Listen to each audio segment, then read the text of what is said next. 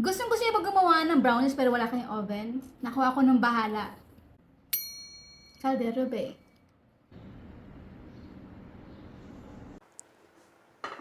At dahil sa hindi tayo mag-oven, ay gagamit tayo dito ng caldero bag. Technically, hindi ito caldero, pero ito na kasi pinakamalaki kong lalagyanan para mag-fit yung ating panagagamitin. So, over medium heat ay kailangan natin ito painitin ng may takip at hayaan lang ito uminit for at least 20 minutes. At habang tayo nag-iintay ay mag-prepare tayo ng ating gagamitin.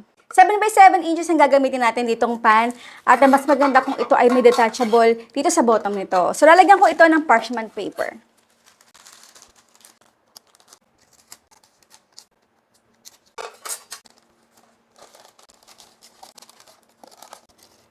Ito na. Next, ay isi-shift naman natin dito yung mga dry ingredients. Meron ako ditong flour, all-purpose flour, cocoa powder. So, kailangan ay susukatin talaga natin ito. Simut. Ating asin. Ayaw lumabas.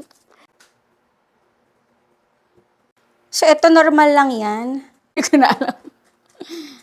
Next ay hihiwain natin yung ating butter. Kakailangan lang natin dito ng mga 100 grams. Then, ang ating tsokolate. Kahit anong tsokolate gusto niyo, dark chocolate, milk chocolate. Ayan. So, ako, pinaghalo ko na lang kasi ito yung mga tira-tira ko mga tsokolate. Make sure syempre na malinis na yung mga kamay. So, meron ako ditong mainit na tubig at huwag natin ito pakukuluan. Over low heat lang. Then, tsaka natin ito i-double boiler. Wala kayo nito kung ayaw ng ganitong proseso. Pero tayo gumamit ng microwave.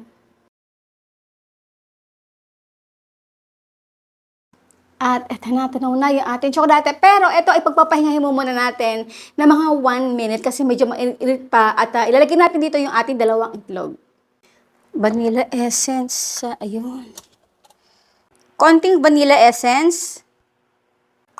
Check lang muna natin isa-isa ha kasi baka sira yung itlog natin. Sayang.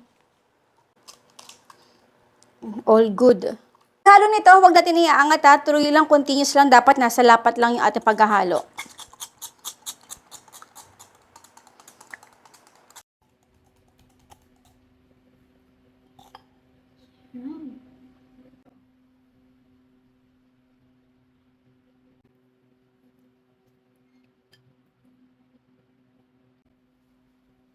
Haluin natin. Bango. So, ganyan kalapot yan, guys, ha? Okay? So, lalapot pa yan, guys, kapag ka talagang naging maligamgam na talaga yung ating mixture. Kasi medyo mainit pa nung dahil sa tinunaw nating tsokolate. Lagyan na natin ito sa ating pan.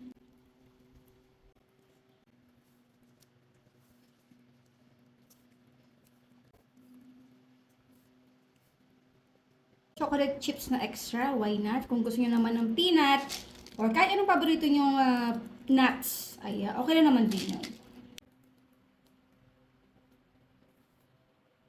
Guys, ayan, napapain na natin to mga over 20 to 30 minutes na. So, huwag kalimutan na lagyan ito ng sangkalan o patungan para hindi directly maluto yung ating brownies dito. So, tingnan nyo, dahan-dahan.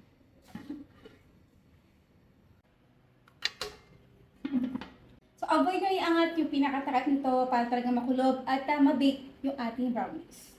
At ito naman ang itsura niya after 10 minutes.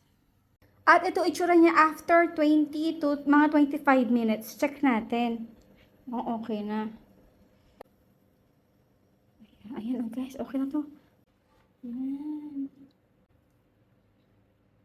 So, ito ipapagpahingahin mo muna natin ng mga at least 1 hour.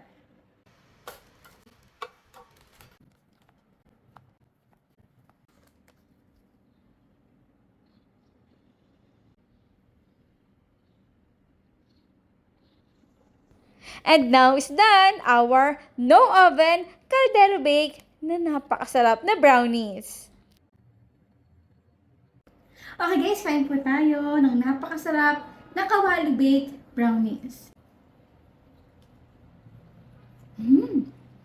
Lambot! Wow! Caldero bake.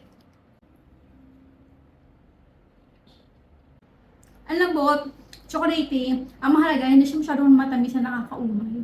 Yung isang kagat mo palang, tamis na tamis ka na ayaw mo na agad umindit. Pero ito yung ating timpla, tamang-tama lang. Pero guys, medyo nagkamali ako sa ating baking time. Dapat ay mga 15 to 20 minutes lang. Ito kasi 30 minutes. Okay po guys, maraming po salamat sa inyo ating outro. Keep safe, be healthy, and be happy. Bye!